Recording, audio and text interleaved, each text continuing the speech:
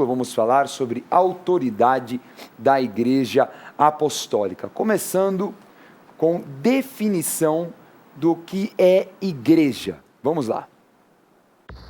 A Igreja de Cristo é o juntamento de pessoas salvas, também chamado de Corpo de Cristo, um organismo espiritual vivo com o propósito de buscar relacionamento com Deus, expansão ilimitada por meio da pregação do Evangelho e guerrear contra entidades demoníacas, dando habilitação aos membros. Então a igreja ela tem a condição de soberania nas regiões celestiais através de Jesus Cristo. É tão interessante a análise que nós fizemos porque Jesus é o cabeça e o corpo, né, é a igreja. O corpo físico aqui na terra é a igreja. Então, da mesma forma que, é claro, ela é um organismo espiritual vivo, mas ela realiza aqui no nosso mundo material todos os atos proféticos necessários e também as batalhas espirituais. Então nós, reunidos no nome de Jesus, sujeitamos todo principado, potestade e dominador das regiões celestiais. Vamos ler o texto para o entendimento dessa autoridade que é conferida de Jesus à igreja. Vamos lá, Mateus 28, versículo 18. Jesus, aproximando-se, falou-lhes, dizendo: Toda a autoridade me foi dada no céu e na terra. E para completar, Efésios 1, versículos 19 a 23. E qual a suprema grandeza do seu poder para com os que cremos, segundo a eficácia da força do seu poder, o qual exerceu ele em Cristo, ressuscitando-o dentre os mortos e fazendo-o sentar à sua direita nos lugares celestiais, acima de todo principado e potestade, e poder, e domínio, e de todo nome que se possa referir, não só no presente século, mas também no vindouro. E pôs todas as coisas debaixo dos pés, e para ser o cabeça sobre todas as coisas, o deu à igreja, a qual é o seu corpo, a plenitude daquele que a tudo enche em todas as coisas. Então nós temos duas passagens. Primeira passagem é Jesus Cristo declarando que ele recebeu autoridade sobre todo o mundo espiritual. E depois ele confere essa autoridade à igreja. Então o que o apóstolo Paulo ministra aos Efésios é isso. A autoridade que eles têm contra principados, potestades e dominadores. Como já estudamos, a hierarquia dos demônios. Agora o que é importante é entender esse contexto de Paulo, porque a igreja em Éfeso, né, a igreja que estava em Éfeso, estava numa profunda guerra espiritual, porque Éfeso era a cidade mais idólatra da Ásia Menor, local onde hoje é a atual Turquia. Então, é muito interessante essa análise, porque havia uma adoração muito forte a uma deusa chamada Diana, né, a famosa Diana dos Efésios. Tanto é que o templo dela era uma das 7 maravilhas do mundo antigo e vinham pessoas da Ásia, da Europa, de todo o mundo conhecido na época, para prestar culto a essa deusa. Ou seja, a igreja de Éfeso, que era a maior igreja da Ásia Menor, na verdade ela estava no ninho da serpente. E Paulo ensina nessa carta, Bispo G, sobre segredos de guerra espiritual. A carta aos Efésios é a carta assim, mais completa em relação à guerra espiritual. Mostra a autoridade da igreja, mostra também a proteção, a armadura espiritual, quer dizer, mostra a dimensão do mundo espiritual, a esfera da guerra. Então é um livro que, se você tiver toda a noção desse livro, você é uma pessoa que está habilitada para guerrear espiritualmente, né? Então, como você colocou, né, Diana dos Efésios, um local comprometidíssimo, e no final caiu por terra o templo de Diana dos Efésios. Do 2º século ele foi destruído. Então vejam que a vitória ela alcançou, né? Quer dizer, apóstolo Paulo, a igreja alcançaram essa vitória. Sendo assim, vamos concluir com a definição de autoridade da igreja. O propósito de Deus é manifestar sua autoridade ao mundo através da igreja, sendo Jesus o cabeça e a igreja seu corpo aqui na terra. Então, como nós vimos aí essa análise, é só nós lembrarmos que a igreja tem autoridade mediante o nome de Jesus. Jesus delegou essa autoridade. Vamos falar sobre 7 autoridades que a igreja tem. Em nome de Cristo, nós temos, primeiro, autoridade sobre a natureza. Nós vemos momentos tão interessantes Por exemplo, Jesus, quando ele repreende o vento e o mar, no momento de grande tempestade com seus discípulos, ali no barco, no mar da Galileia, depois também que é algo assim até assustador, os discípulos ficam admirados quando ele repreende uma figueira e a figueira no dia seguinte ela fica completamente seca. Então, Deus confere através de Jesus a autoridade sobre o tempo, sobre a natureza. Então isso é muito importante e sim, em nome de Cristo nós temos o poder de realizar sinais. E nós vemos que muitos apóstolos enfrentaram até problemas com a natureza, mas saíram completamente ilesos. Podemos falar, por exemplo, em Atos 27, o apóstolo Paulo, que ainda que sofreu um naufrágio, Deus não permitiu que nenhum homem daquele barco fosse morto.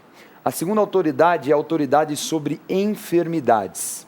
Então vamos ler em Atos 5 a manifestação dessa autoridade logo no começo da Igreja Apostólica.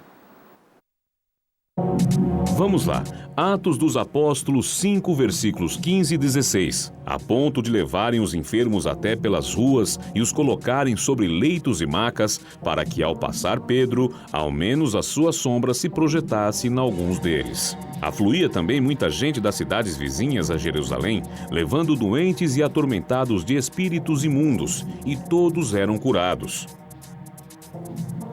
Então a igreja tem autoridade para repreender enfermidades.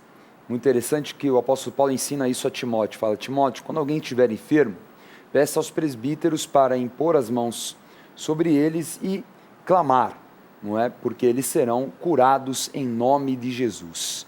Por isso que toda quarta-feira, por exemplo, na Igreja Renascer, nós temos as noites de poder. É um culto muito específico de clamor por curas e milagres. Mas também qualquer dia que você for à igreja, se você tiver alguma enfermidade, você peça ao pastor, ao presbítero para orar por você e você vai ter uma experiência de cura milagrosa em nome de Jesus. Outra autoridade que a igreja tem, em terceiro lugar, é a autoridade nas finanças, sobre o poder financeiro. Primeiro podemos dar o exemplo de Jesus, né? Jesus, ele trouxe uma maravilhosa multiplicação dos pães e dos peixes.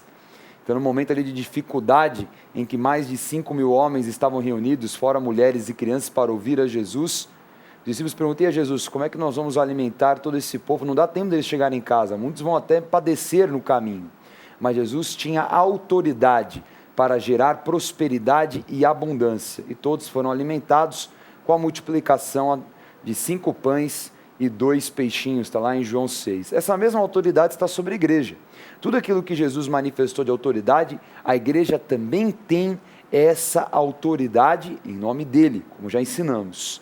Então, por exemplo, nós vemos em Atos 4 a narrativa sobre a prosperidade que a igreja tinha, logo no começo, que tudo era comum, que as pessoas entregavam valores da venda de imóveis, de bens, e colocavam aos pés dos apóstolos. Então, ali uma prosperidade comum onde todo mundo vivia com abundância e ninguém tinha necessidade. E essa autoridade que nós temos para abençoar a tua vida. Por isso que toda segunda-feira temos a AREP, que é uma palestra específica para te ensinar segredos espirituais, para que você seja uma pessoa próspera. Jesus fala isso, né? Que ele se fez pobre, Paulo ensina que ele se fez pobre para que você hoje tenha abundância e riquezas. Infelizmente, por muito tempo, a religiosidade ensinou algo errado, que nós tínhamos que ter a humildade, não no espírito, mas a humildade na carne, ser uma pessoa miserável, ser uma pessoa que não poderia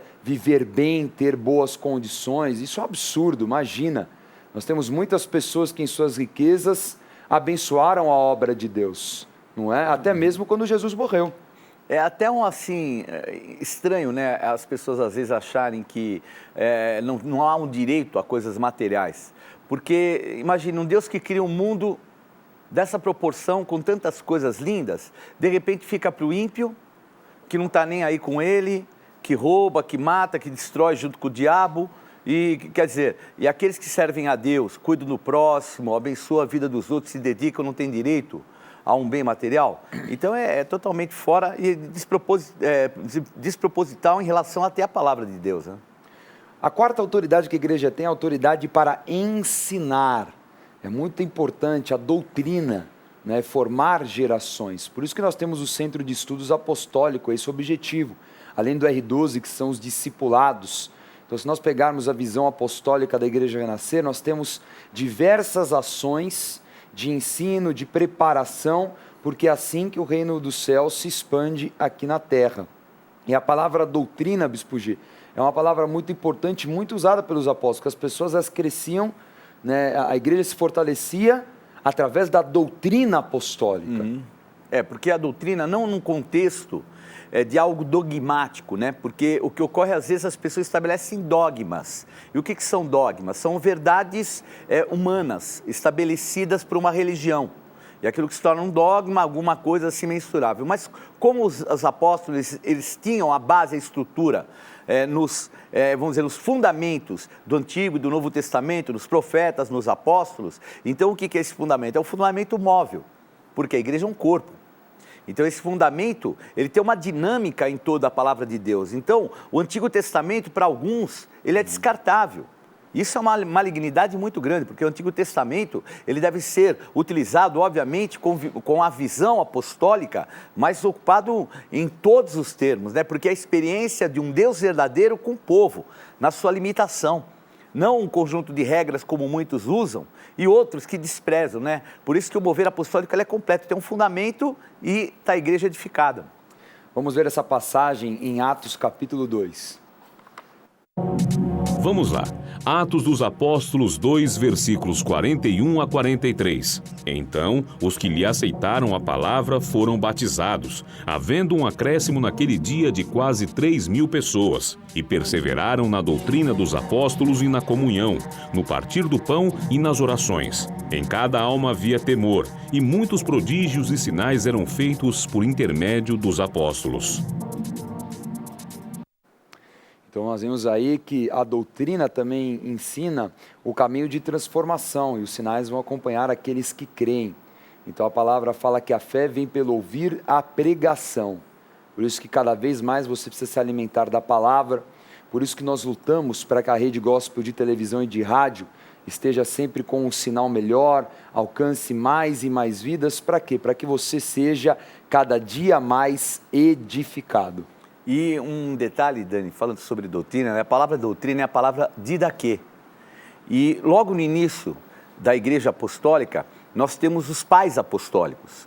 E os pais apostólicos, eles eram baseados nesses fundamentos. E eles escreveram cartas e mais cartas, fizeram doutrinas ligadas à palavra de Deus, com conceitos bíblicos, né? E uma delas chamava didaquê mesmo. E o que houve? Nesse caminhar, esse caminho dos pais apostólicos foi sendo deixado de lado. E a igreja fez uma opção pelo caminho dos mártires, aonde houve ali, vamos dizer, uma derrocada da igreja, ela foi para as catacumbas, passou por todo o processo de perseguição, e ali começaram as rezas, as ladainhas, todo um lado em que eles começaram a venerar a morte. Enquanto que foram esquecidos pais apostólicos. E aí então veio a desestruturação completa da igreja, ela perdeu aquilo que era o contexto desse fundamento. E a visão apostólica em nossos dias, ela vem para resgatar isso que foi perdido, a visão exatamente original, né? A visão dos pais apostólicos, que receberam diretamente de Jesus, não é? O condicionamento da visão apostólica. Vamos ver a quinta autoridade, a autoridade para perdoar pecado. Essa autoridade aí polêmica, até os fariseus mesmo de Jesus. Quem é você para perdoar alguém? Não é? Quando eu estava um enfermo e Deus falou, seus pecados estão perdoados. Como assim? O que você está falando? Isso é um absurdo. E não é, nós temos sim autoridade para perdoar pecados. Amém. E essa autoridade também foi dada à igreja. Vamos ler a passagem. Vamos lá. João 20, versículos 21 a 23. Disse-lhe, pois, Jesus outra vez, paz seja convosco. Assim como o Pai me enviou, eu também vos envio. E também, dito isto, soprou sobre eles e disse-lhes, recebei o Espírito Santo. Se de alguns perdoardes, os pecados são-lhes perdoados. Se lhes retiverdes, serão retidos. Viu só? Que autoridade, hein? Soprou sobre os apóstolos e falou, olha, se vocês retiverem o pecado será retido. Então, há sim essa autoridade, essa liberação sobre a igreja. Todos os cultos que nós praticamos na igreja Renascer, nós temos o tempo da oração do perdão. O momento que a igreja tem autoridade sacerdotal para liberar o perdão sobre aqueles que pecaram. Então, isso faz parte da visão apostólica. Sexto conceito, né, a nossa sexta prática é a autoridade para ligar e desligar no mundo espiritual. E essa autoridade foi dada a Pedro, originalmente ele que é o apóstolo primaz. Vamos ver. Vamos lá, Mateus 16, versículos 18 e 19. Também eu te digo que tu és Pedro, e sobre esta pedra edificarei a minha igreja, e as portas do inferno não prevalecerão contra ela. Dar-te-ei as chaves do reino dos céus. O que ligares na terra terá sido ligado nos céus, e o que desligares na terra terá sido desligado nos céus. Então, após uma poderosa revelação de Pedro, falando, né, tu és o Senhor, reconhecendo Jesus como o Senhor, Jesus ali dá autoridade a Pedro. O que vocês ligarem na terra será ligado nos céus. E nós estamos falando de ligar e desligar situações, não só na nossa condição de tempo, mas na eternidade. E essa autoridade está sobre a igreja. Muitas vezes você tem situações, traumas, consagrações demoníacas, maldições, palavras de autoridade que estão ligadas perpetuamente. A igreja tem, através da cura interior, da libertação, da palavra apostólica, para liberar você de qualquer mal e desligar o mal também no mundo espiritual. E ligar bênçãos, não é? Assim, de geração em geração. E a palavra, Dani, ligar, é a palavra del, que não é só um ligar de chaves, né, assim que a gente interpreta o interruptor. O ligar é atar, é fazer com que aquela coisa fique retida. Ela é um conceito que não dá para desligar, é uma coisa muito mais forte do que simplesmente um negócio que liga e desliga. Então é uma palavra muito forte, é atar, amarrar, reter. Então é um conceito muito mais forte naquilo que é a autoridade da Igreja Apostólica. E a sétima autoridade da igreja é a autoridade sobre demônios e também, é claro, sobre a morte. Nós vemos o apóstolo Pedro manifestando isso na ressurreição de Dorcas, assim como Jesus que ressuscitou aquele jovem morto, né, da viúva, o filho da viúva que estava no esquife. Ressuscitou depois Tabita, né? E depois também ressuscitou a Lázaro. Então nós vemos a manifestação da ressurreição, a filha de Jairo. Então nós vemos todas as ressurreições e também isso é dado à igreja. O apóstolo Paulo, né? Eutico também manifestou ressurreição. Então nós vemos aí a autoridade que a igreja tem contra a morte e também a autoridade para repreender demônios. Por muitas e muitas vezes, como já lemos, Jesus repreendeu demônios e os apóstolos também. Nós vemos Paulo repreendendo, Pedro repreendendo, Paulo repreendeu o espírito de adivinhação ali em Éfeso. Né, tantas e tantas situações, porque essa autoridade está sobre a igreja. Não é à toa que em muitos cultos nós vemos pessoas que vêm possessas ou opressas por demônios, e nós ali colocamos as mãos, repreendemos e eles saem definitivamente. E essa autoridade, Daniel, é tão complexa que ela não é algo, vamos dizer assim, que tem que estar a pessoa perto. Porque a ideia que a gente tem muitas vezes é que essa autoridade ela é algo físico, mas ela é uma autoridade no mundo espiritual. Então o apóstolo Paulo orava nas roupas e os demônios que estavam nas pessoas, independente de onde elas estivessem as pessoas, os demônios saíam das pessoas onde elas estivessem. Então vejam que não é um conceito de proximidade, de algo que emana da pessoa, mas é autoridade no mundo espiritual todo. E nós vemos como a igreja, como o livro de Atos, ele replica aquilo que aconteceu durante todo o Evangelho, durante todo o ministério de Jesus. Então imagina, e de uma forma muito maior, porque Jesus falou isso, né, que nós faremos ainda sinais maiores. Verdade. Então imagina, Jesus ele fez isso na cura do servo do centurião, ele enviou uma palavra, e agora a mesma manifestação, muito parecida com aquilo que Paulo, né, enviavam o quê? Peças, até peças íntimas, roupa, não é, dele, para curar enfermos à distância. Então nós vemos, na verdade, aquilo que acontece em Atos e na igreja apostólica nos tempos de hoje mesmo, é reflexo daquilo que aconteceu também no ministério de Jesus Cristo. É uma habilitação que a igreja tem de realizar sinais da mesma forma como Jesus Cristo realizou aqui na terra.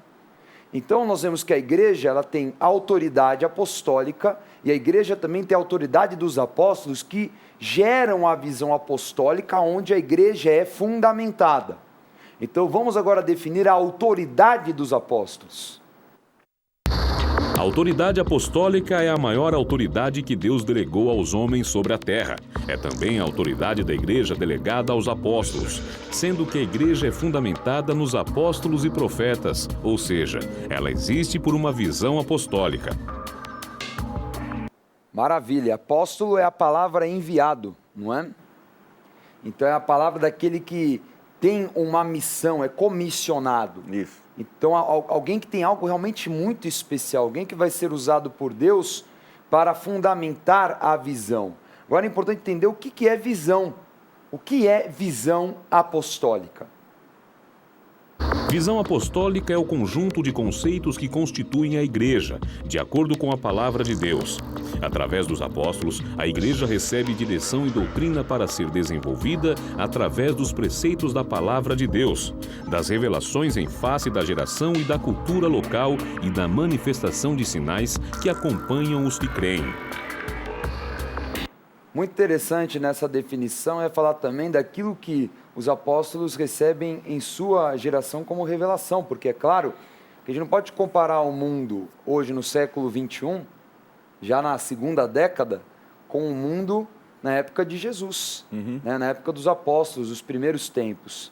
Então são situações diferentes, são momentos diferentes. Agora, aquilo que são os conceitos que são estabelecidos na visão da igreja apostólica são com embasamento na palavra de Deus. Então não há uma distorção, mas há um entendimento referente à geração que é agora viva, né? A geração que está nesse desenvolvimento da igreja apostólica. Como o bispo já explicou agora há pouco, que no século II isso se perdeu, porque aquela geração não permaneceu com o fundamento da palavra segundo o momento que ela vivia. Tudo bem, era o momento da perseguição romana, era difícil, ali nos circos os cristãos morriam e tudo mais, era um verdadeiro espetáculo para o mundo, mas tinha que haver um tipo de uma adaptação, um entendimento de como nós vamos preservar a visão apostólica da igreja em face à luta que a geração está vivendo. Então, isso é algo muito sério. E a despeito, porque a perseguição, ela foi focada em Roma. Então, os pais apostólicos, muitos continuavam em Jerusalém, ao redor, Antioquia e outros lugares, que eram importantes também. Mas a força que havia de Roma, o romanismo, é que levou para essa discrepância. Ao mesmo tempo que perseguia, investia num espírito de morte que fez com que a igreja depois crescesse ao redor desse espírito de morte. Então foi aí que houve, vamos dizer assim, uma ruptura e a igreja apostólica verdadeiramente começou a se esvaziar. Não é à toa que existe a veneração de santos até hoje, que são pessoas mortas. Porque nos mártires é que começou esse processo. Então eles eram venerados, aquelas pessoas que morriam. Chegou ao ponto de que havia um domínio, e olha, sem dúvida, um domínio demoníaco, que as pessoas se entregavam para morrerem. Então elas achavam o máximo serem mártires a ponto de se entregar. Quer dizer, isso é fora de qualquer conceito espiritual, porque ainda que eu tenha que ser martirizado, é uma coisa. Agora, eu me entregar, se eu tenho um nível de vida para levar pessoas à salvação, se eu posso me dedicar, se eu posso levar Jesus, é um absurdo eu querer morrer. Muito bem, é verdade. E vamos dar, para finalizar a aula, 2 exemplos de autoridade apostólica. Vamos lá? Vamos começar com apóstolo Pedro, que de um simples pescador se transformou numa autoridade apostólica. Andou sobre o mar, em um discurso ele converteu 3.000 homens, a cura de um coxo, juízo sobre Ananias e Safira, então ele exercendo ali a autoridade, não é? Cura de Finéias, ressurreição de Dorcas, manifestação do Espírito Santo nos gentios, ele trouxe essa primazia da manifestação. Então você vê diversos exemplos aí, tem ainda outros, mas mostrando o exercício da autoridade apostólica por parte do apóstolo Pedro. E ainda outro exemplo, o apóstolo Paulo, né? Nessa sucessão que que também teve grandes realizações. Ele que era um fariseu perseguidor se tornou apóstolo dos gentios. Então ele ordenou que Elimas ficasse cego, cura de um coxo, espírito de adivinhação foi expulso ali em Efésios, ressurreição de Eutico, né, a manifestação aí de sinais poderosos. Ele ignora uma picada de víbora, né, que com certeza morreria, muitos sinais e curas por toda a parte onde ele pregou, evangelho diante de ele, a defesa do evangelho diante de grandes e poderosos reis, e ele evangelizou e fundamentou igrejas na Ásia e na Europa. Então nós vemos aí a autoridade apostólica exercida por esses homens, e hoje nós temos apóstolos que estão também exercendo essa autoridade, fundamentando a igreja e manifestando as suas credenciais, que são sinais, prodígios e poderes miraculosos. Muito bem, a aula de hoje encerrada sobre a autoridade espiritual, a autoridade da igreja apostólica. Vamos revisar.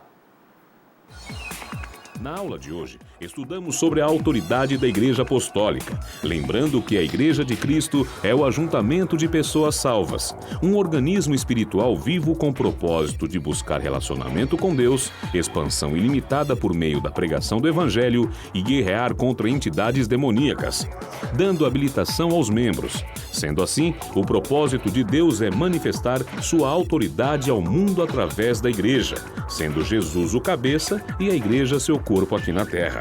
Estudamos 7 dinâmicas de autoridade da Igreja: autoridade sobre a natureza, autoridade sobre enfermidades, autoridade nas finanças, autoridade para ensinar, autoridade para perdoar pecados, autoridade para ligar e desligar, autoridade sobre demônios e sobre a morte. Então, a autoridade apostólica é a maior autoridade que Deus delegou aos homens sobre a terra. É também a autoridade da igreja delegada aos apóstolos, sendo que a igreja é fundamentada nos apóstolos e profetas, ou seja, ela existe por uma visão apostólica. Visão apostólica é o conjunto de conceitos que constituem a igreja, de acordo com a palavra de Deus. Usamos como exemplo de autoridades apostólicas o apóstolo Pedro. De um simples pescador, tornou-se a autoridade apostólica da igreja.